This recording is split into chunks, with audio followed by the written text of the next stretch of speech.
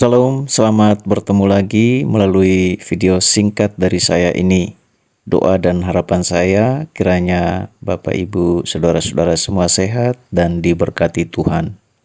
Izinkan melalui kesempatan ini saya berbagi kebenaran firman Tuhan dalam bentuk renungan singkat yang sudah memberkati saya dan kiranya memberkati Bapak Ibu Saudara-saudari juga. Topiknya ialah dua fase yang dipersoalkan dari karya Yesus dalam rangka menyelamatkan umat manusia dari maut karena dosa.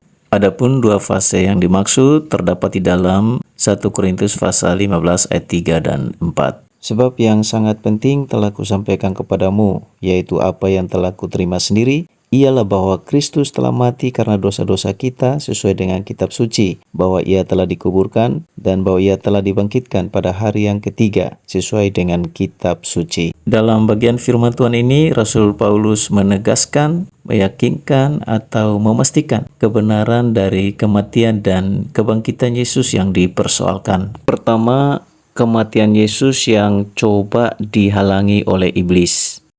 Hal ini dicatat di dalam Matius pasal 16 ayat 21 sampai 23, di mana pada waktu Yesus berterus terang kepada murid-muridnya bahwa ia ke Yerusalem untuk menanggung banyak penderitaan, disalibkan, mati, dikuburkan dan bangkit pada hari yang ketiga. Ternyata iblis berbisik kepada Petrus untuk melarang Tuhan Yesus mengalami penderitaan dan kematian. Tetapi Yesus berpaling kepada Petrus dan berkata, "Enyala iblis, engkau suatu batu sandungan bagiku, sebab engkau bukan memikirkan apa yang dipikirkan Allah, melainkan apa yang dipikirkan manusia." Satu hal yang membingungkan, karena ketika Yesus hendak mengusir atau menghardik anak buah iblis, yaitu roh-roh jahat dari orang-orang yang kerasukan, justru iblis tidak bereaksi atau mencegah. Sebaliknya, secara logika, iblis seharusnya mendukung atau mendorong Yesus menuju kematian dan tamatlah pengaruh Yesus. Tetapi justru dia mencegah supaya Yesus tidak menuju kepada kematian. Mengapa? Karena iblis tahu bahwa kematian Yesus di atas kayu salib bukanlah sebuah kegagalan, kemalangan, atau ketiadaan. Sebaliknya, kematian Yesus di atas kayu salib sangat berarti, sangat penting, dan merupakan kemenangan yang telak. Sebab kematian Yesus adalah untuk menanggung hukuman dosa manusia dan membebaskan setiap manusia yang percaya kepadanya dari menemani iblis menderita selamanya di neraka yang kekal. Perlu diwaspadai karena usaha untuk menyangkal atau menutupi kebenaran mengenai penderitaan dan kematian Kristus tidak stop sewaktu Yesus menghardik iblis pada waktu itu. Tetapi hal ini justru terus-menerus dipersoalkan dari sejak penderitaan dan kematian Yesus di atas kayu salib sampai saat ini. Sebagaimana kita membaca, mendengar, dan melihat di berbagai media sosial yang dilakukan oleh banyak oknum yang menjadi juru bicara dari iblis dengan terus menolak dan menyangkal penderitaan dan kematian Yesus di atas kayu salib. Pastikanlah kita memahami kebenaran ini sehingga iman kita makin hari makin kokoh, makin kuat kepada Yesus dan tidak tergoyahkan sedikit pun karena persoalan ini.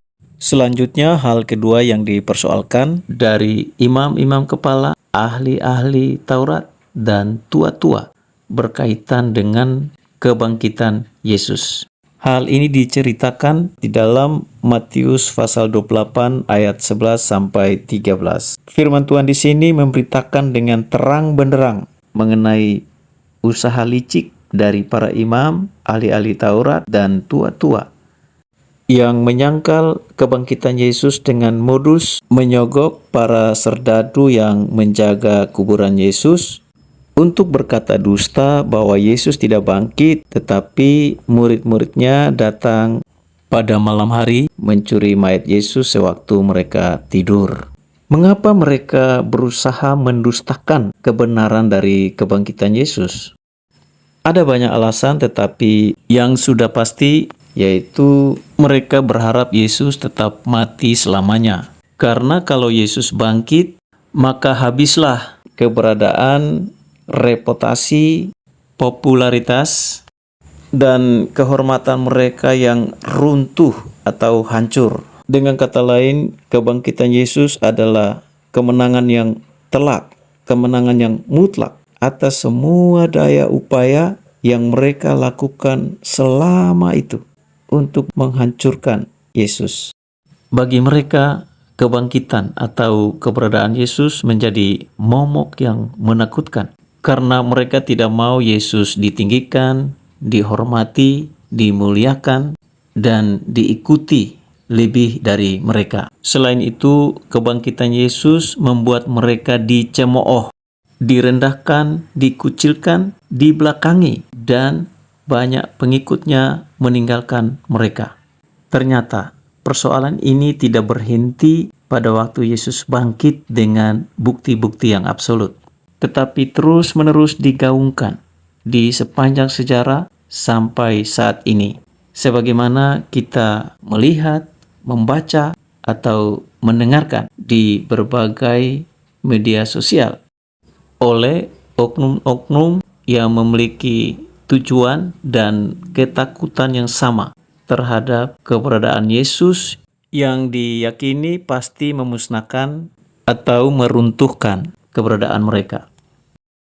Analogi keberadaan mereka seperti keberadaan bulan dan bintang-bintang yang memancarkan cahaya pantulan pada malam hari. Tetapi ketika matahari terbit dan bersinar, maka pudar dan hilanglah keberadaan bulan dan bintang-bintang. Yesus berkata, "Akulah terang dunia." Dia adalah sumber terang, ibarat matahari. Oleh karena itu, kita yang percaya kepada Yesus, jangan dibodohi dan menjadi bodoh untuk percaya kepada oknum-oknum yang muncul seumpama bulan dan bintang. Mereka memiliki kebenaran-kebenaran pantulan dan mereka berusaha menjauhkan kita dari Yesus yang adalah sumber terang. Alkitab sudah memberitahu kepada kita soal modus dusta dari mereka. Apapun yang mereka lakukan atau usahakan, mustahil mampu menyangkal, apalagi meniadakan kebenaran mutlak dari kebangkitan Yesus.